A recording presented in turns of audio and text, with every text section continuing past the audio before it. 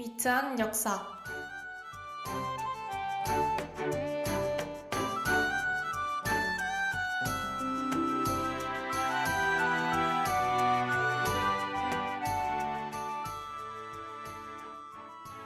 역사를 잊은 민족에게 미래는 없다. 누구나 한 번씩은 들어봤을 법한 명언인데요. 역사 공부에 대한 중요성은 알지만 역사책만 보면 잠이 오신다고요? 역사가 지루하고 재미없다고 생각하는 그런 우리에게 꼭 필요한 이 시간. 알면 알수록 더 위트 있는 역사의 세계로 지금 바로 떠나보시죠.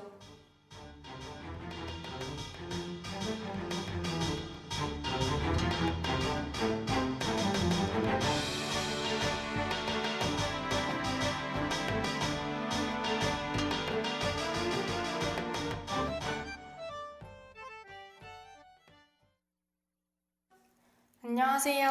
안녕하세요. 와, 드디어 기다리고 기다리던 위트한 역사 시간이 왔네요. 오늘은 어떤 이야기를 하게 될지 너무 기대돼요. 제이씨가 이렇게 또 기다렸다니까 오늘도 잘 설명해줘야겠네요. 오늘 위트한 역사는 좀 특별하게 준비해봤는데요. 궁금하죠? 네, 너무 궁금해요. 원래 위트한 역사가 한 번 할 때 두 개의 이야기를 했잖아요. 그런데 오늘은 조선을 전기와 후기로 나누는 매우 중요한 사건, 임진왜란으로 이야기를 쭉 이어가 볼까 합니다. 그럼 지금 바로 만나러 가볼까요?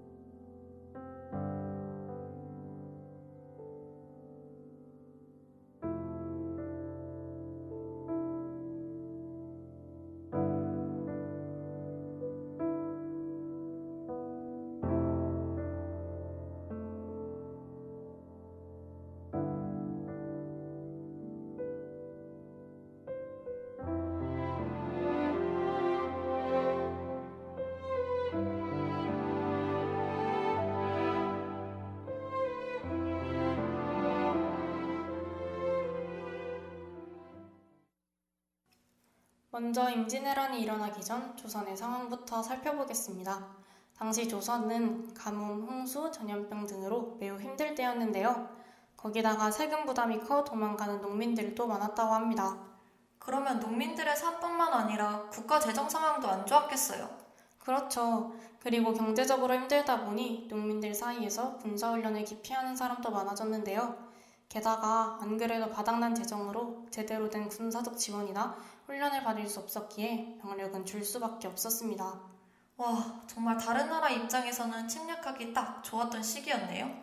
그리고 이때가 바로 일본에서는 도요토미 히데요시가 100년의 긴 전국시대를 끝내고 통일 일본을 이루었을 때입니다. 아, 여기서 도요토미 히데요시가 등장하는군요. 통일을 한 도요토미 히데요시는 자신에게 위협이 될 수 있는 무사계층인 사무라이들의 관심을 밖으로 돌리면서도 힘을 약화시키기 위해 계획을 세웁니다. 그 계획이 바로 임진왜란이군요. 맞아요. 그리고 이렇게 전쟁이 시작됩니다.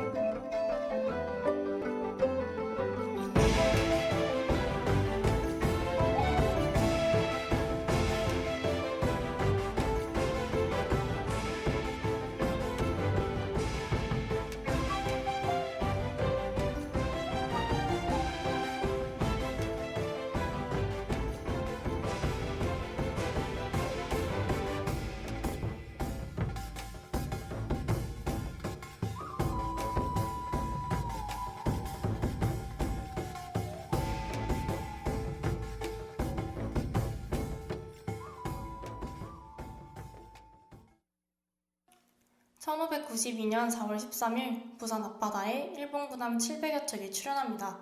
그리고 단숨에 부산을 함락한 일본은 한양으로 진출하게 되죠. 어떡해요. 그 당시 상황이 상황이었던 만큼 일본군을 막는 건 역부족이었을 것 같은데. 네, 조정에서는 일본을 막기 위해 명장 칠림을 파견합니다. 하지만 병력의 차이도 있었을 뿐더러 조총에 대한 정보도 없었던 신림의 군대는 크게 패하게 되죠.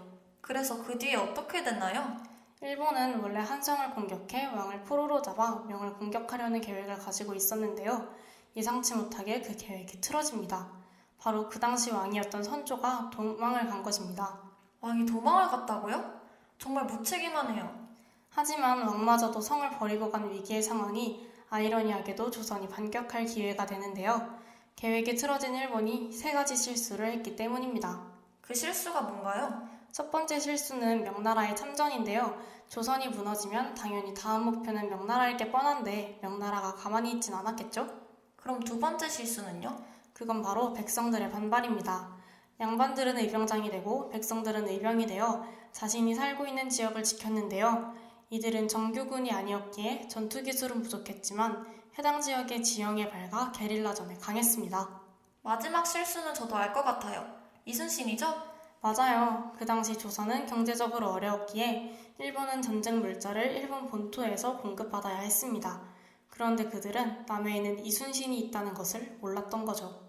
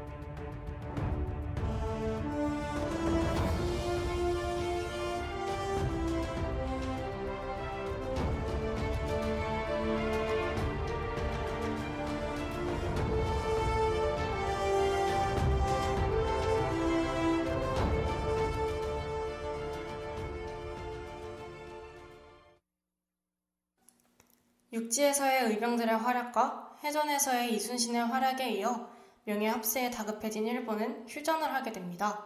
하지만 3년 동안 이어진 명과 일본의 협상은 일본의 무리한 요구로 종전을 이루지 못합니다. 그리고는 정유재란이 일어난 것이군요.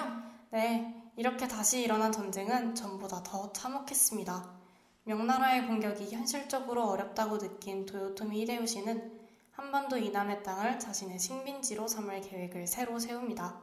그러고는 무고한 백성들을 마구 죽이게 되죠. 이때는 이순신도 막지 못했나요? 사실 그 당시 이순신은 선조의 견제로 지위가 일반 병사로 격하된 상태였습니다. 그런데 그 와중에 정유재란이 터진 거죠.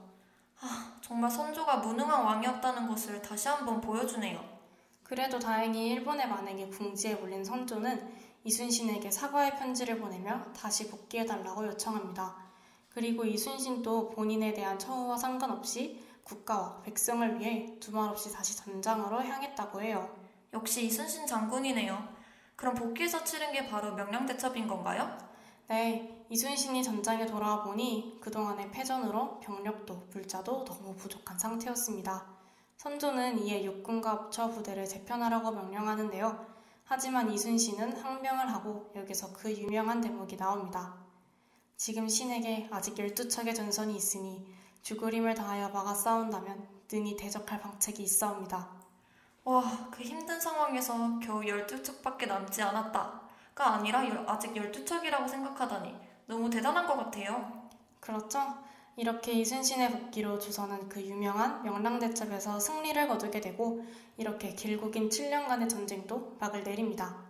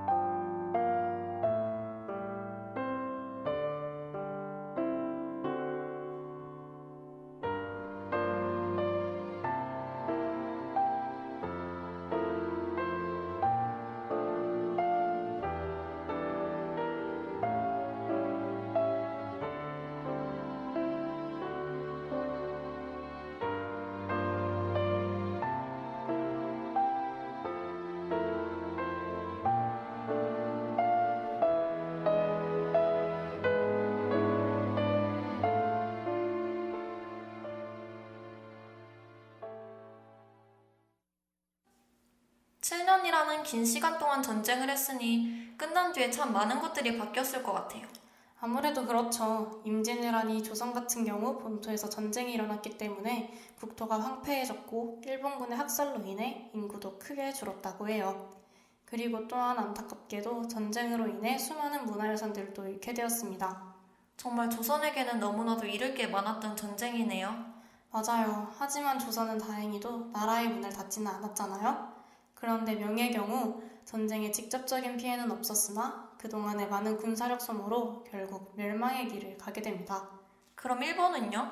일본은 전쟁에서 패하긴 했지만 전쟁 중에 훔쳐간 여러 기술들과 노예로 잡아간 조선의 장인들과 학자들로 인해 큰 발전을 하게 됩니다.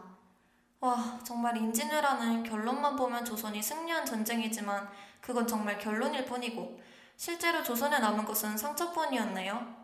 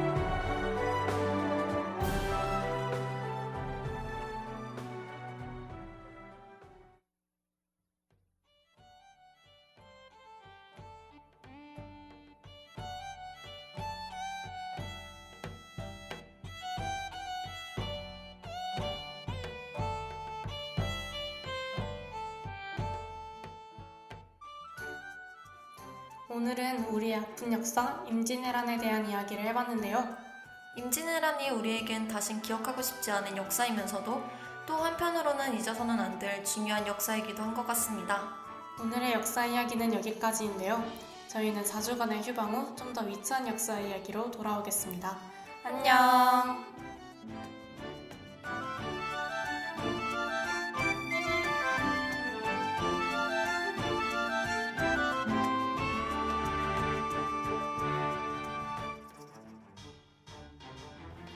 위트한 역사를 마칩니다. 이 시간 제작 권세림, 기술 한결, 진행의 장재희, 김예송이었습니다.